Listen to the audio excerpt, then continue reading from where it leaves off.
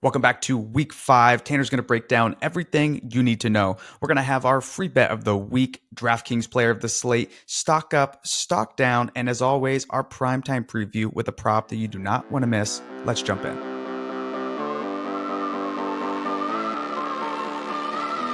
The time is now for the Talk About Sports podcast. I am Tanner. I am our head of analytics, and I'm in my 9th year working alongside Bob, originating our NFL and college basketball bets. And today, as always, I'm joined by our digital media specialist, Grant. We are through 1 month of the NFL season. You got any big takeaways so far? Yeah, it's got to be that the AFC North is suddenly trash. I mean, looking at the 3 quarterbacks starting this week, we've got Dylan Gabriel, Jake Browning, and Cooper Rush. And we'll touch on that mess with the Baltimore injury report later, but let's head into our first segment here, which is the free bet of the week. And you are 24, 14, and 1 on podcast sides and totals dating back to 2023. But where do you want to go this week? We're going to take Seattle over Tampa Bay. So the betting market had the Seahawks rated 1 point better than average before last week, and they clearly deserve an upgrade after outgaining the Cardinals by 2 yards per play. So conservatively, you could say Seattle's now a +1.5. Our model has them as a +2.5 after accounting for their relative health versus the rest of the NFL. Meanwhile, the Buccaneers were rated a 0.5 point better than average heading into last week, and that was because they're missing so many guys. I mean, Mike Evans was out, both starters on the right side of the offensive line were out, and Kalijah Kancey. None of those 4 guys are going to be back, and Tampa Bay is even more banged up now, likely missing Bucky Irving, starting cornerback Jamil Dean, as well as his backup cornerback Benjamin Morrison. Now, Dean has been really solid. He leads the league in lockdown rate by PFF, and when he was out for 5 weeks last year, the Buccaneers surrendered 28.8 points per game. Then with his backup out too, that's going to force Kendall Vildor into the lineup. That cluster loss is worth a point by our metrics. And then I think Bucky Irving is worth a 0.5 point because he leads all running backs, averaging 0.58 EPA per target. So those losses take Tampa Bay's power rating from a 0.5 point better than average to 1 point worse than average. Seahawks home field is worth 2.5 points. I think the true price for this game should be Seahawks -5. Yeah, and Baker Mayfield was pressured on 43% of his dropbacks last week, despite having Tristan Wirfs back in the fold. And that's mostly because they're missing the entire right side of their starting offensive line. And the Seahawks had 6 sacks on Kyler Murray last game. I think they're going to disrupt Mayfield on Sunday. Baker's been getting pretty lucky. He's 6th in interception rate, despite ranking 30th in turnover-worthy play rate. I think that could regress a little bit, and we could see him throw a couple of picks in Seattle this week. So, again, I think this should be Seahawks -5, and we're going to take them for our free bet of the week. All right, well, let's shift over to our next segment here, and we've got the injury watch. And let's start with that Houston versus Baltimore game, because I don't know if I've ever seen a team as banged up as the Ravens are right now. Yeah, I mean, so many injuries on both sides of the ball. I had to go back and use our priors model to price this team because, you know, we really can't look at what the Ravens have done thus far to indicate what they're going to do in this game. The defense is going to be without all-pro cornerback Marlon Humphrey, all-pro linebacker Roquan Smith, Pro Bowl interior defender Nnamdi Madubuike, as well as starting cornerback Nate Wiggins. Chidobe Awuzie could also be out, another cornerback, and then depth interior line piece Broderick Washington. I mean, from a talent standpoint, that puts them slightly below the Raiders and Panthers defense for last in the NFL, about 3 points worse than average. And then you look at the offense, they would have been rated about 24th coming into the season with this offense with Cooper Rush as the starter instead of Lamar Jackson. They've still got Derrick Henry, decent weapons, but they are also going to be missing starting left tackle Ronnie Stanley. So let's say that they're 2.5 points worse than average. That makes the current lineup for the Ravens 5 points worse than average. So they'd be favored over a few teams in the league, but they're near the bottom. Well, looking at the Texans offense, they have been really disappointing, ranking 30th in success rate. And that's mostly due to the offensive line grading 27th in pass blocking efficiency by PFF.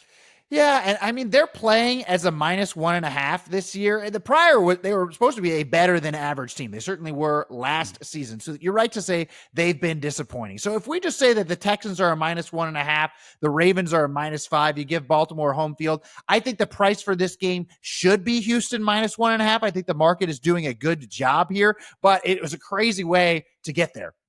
Okay, well, looking at the Chargers, they went into last week without starting left tackle Rashawn Slater and right guard Mekhi Becton, and then they lost their other starting tackle in Joe Alt early in that contest. And after that, the offensive line struggled to hold up against New York's pass rush. I mean, Justin Herbert was pressured on 46% of his dropbacks. Yeah, I mean, Chargers backup tackle Trey Pipkins has not done a good job filling in for Rashawn Slater. And now they're going to have to go to their fourth string tackle, Austin Dekulis, with Joe Alt out. So two backup tackles out there against Dorrance Armstrong, not a recipe for success. I think Dekulis is about a point worse than Joe Alt. Well, the good news here is it sounds like Chargers right guard Mekhi Becton should be back on the field this week to limit interior defender Deron Payne. Yep. And on the other side of the ball, the Commanders are going to be getting back Jaden Daniels, but it could be tough sledding for him without Terry McLaurin. He's sixth in separation rate this season, and he's worth 0.8 points by our metrics. All right, well, shifting over to Carolina, their starting right guard, Robert Hunt, is out, and the Panthers lost backup guard Chandler Zavala.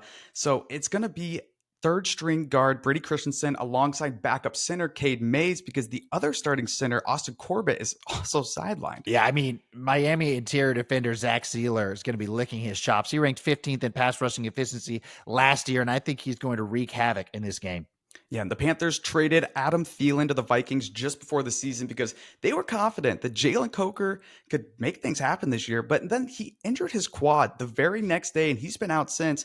And then their backup wide receiver, David Moore, was just placed on IR with an elbow injury. Yeah, the supporting cast for Bryce Young. Now, he is going to get Xavier Legette back this week, but they're also without tight end Jatavian Sanders. He's still out with that high ankle sprain. He was sixth in EPA per target before that. So it's just brutal for Bryce Young right now. He can't catch a break. Guys are dropping like flies. Well, we've got to talk about A.D. Mitchell. Single-handedly lost the game last week with that fumble just before entering the end zone while celebrating a 75-yard reception, followed by a penalty on a long Jonathan Taylor touchdown run. And Mitchell's probably not going to see the field too much this Sunday because Alec Pierce is returning, and he was seventh in EPA per target before his concussion in week 3. But let's shift over to our next segment here. We've got stock up, stock down, and whose stock are you buying right now?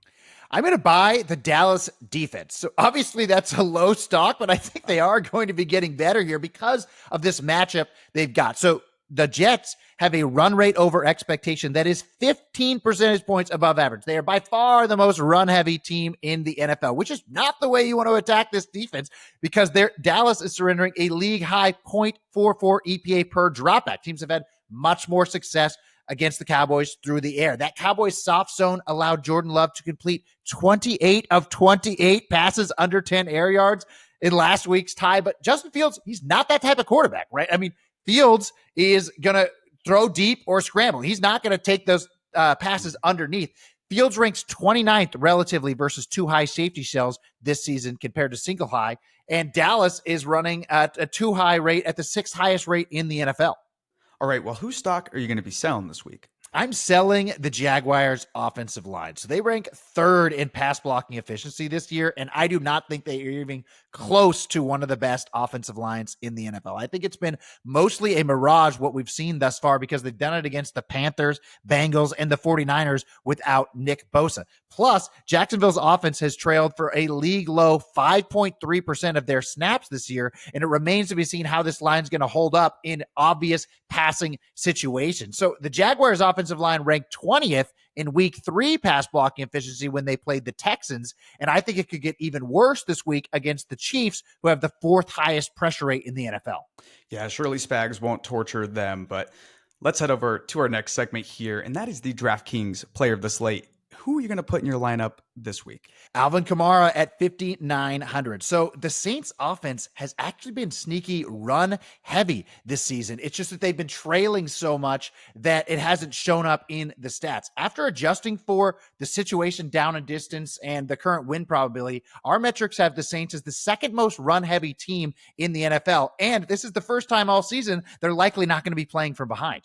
Yeah, and that's because they are favored by 2 points here. I mean, looking back at the last 4 games, they've been a dog by an average of 8 points. Yeah, so Kamara has a favorable matchup here as well because New York's defense is surrendering a league-high 0.17 EPA per rush and the Giants are also 27th in EPA per target allowed to running back. So I think he can get it done on the ground and through the air. I'm taking Alvin Kamara in all my DraftKings lineups. I love it. Well, let's shift over to our next segment here, and we've got the weather of the week. And what are you seeing out there? Mostly clear. I mean, we do have a little bit of potential rain on Monday night to monitor in Jacksonville, but I really think the most interesting game this week in terms of conditions is in London, and it doesn't have to do with the weather. It has to do with the body clock advantage that the Vikings will have after staying in Ireland last week. So this has happened twice before with the Jaguars. They've stayed in London and played back-to-back games, and they beat New England 32-16 last year, and they beat Buffalo 25-20 in 2023. Those games had an average cover margin of 10.0. So you could convince me that this kind of unusual body clock jet lag advantage is worth anything from, maybe a half point to, the Jaguars have a 10-point cover margin. It could be worth way more than people expect here. Yeah, the Vikings definitely think it's worth something because they volunteered to sign up to back-to-back European games. But let's actually keep it in London for our primetime preview here. And are we betting Minnesota minus 3.5 because of this advantage? We're not, because the tech is on Cleveland. So non-divisional underdogs of 3-10 that scored 17 or fewer in 4 consecutive games, basically teams that have a terrible offense that aren't expected to get massively blown out like the Saints in Buffalo last week. Those teams are 107, 37, and 4 against the spread. All right, well, Cleveland is making a change at quarterback after Joe Flacco threw 2 interceptions last week, and Flacco was averaging a league-low negative 0.29 EPA per play, and it's hard to imagine that Dillon Gabriel is going to be worse than that. Yeah, it's not a favorable matchup for a rookie to be coming in and making his first start. Minnesota's defense has a league-high 53% blitz rate, and they're third in pressure rate. Brian Flores is allowing just 16.3 points per game against rookie quarterbacks the last 7 seasons since he took over as Dolphins head coach.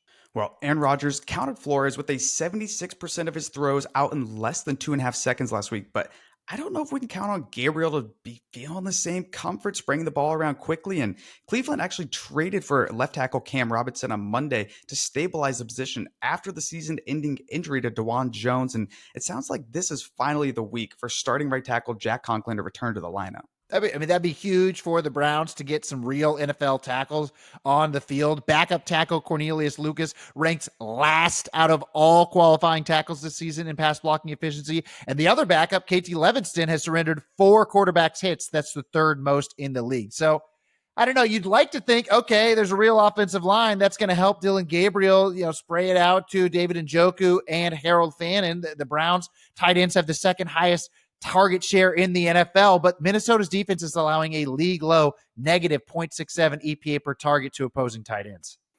And Browns wide receiver Cedric Tillman has a team high 45% success rate, but he's going to miss this game. And backup wide receiver Isaiah Bond only has a 38% success rate. Yeah, so I don't know. It's tough. It's tough for Dillon Gabriel to be making his first start here. I see why the Browns are doing it, but hard to know what to make of this Browns offense in his first game. Meanwhile, the Vikings are dealing with injuries of their own. They're going to be without 3 starters on the offensive line against this Cleveland defense that's 4th in sack rate. So right tackle Brian O'Neill, 4th in pass blocking efficiency. He's going to be out. Center Ryan Kelly has not allowed a pressure in 62 pass blocking snaps. Meanwhile, his backup Michael Juergens has allowed a sack 3 times in 81 pass blocking snaps. So Juergens has been way worse than Ryan Kelly. And then they're also going to be without starting left guard Donovan Jackson. Those 3 are worth 2.5 points as a cluster loss, according to our metrics.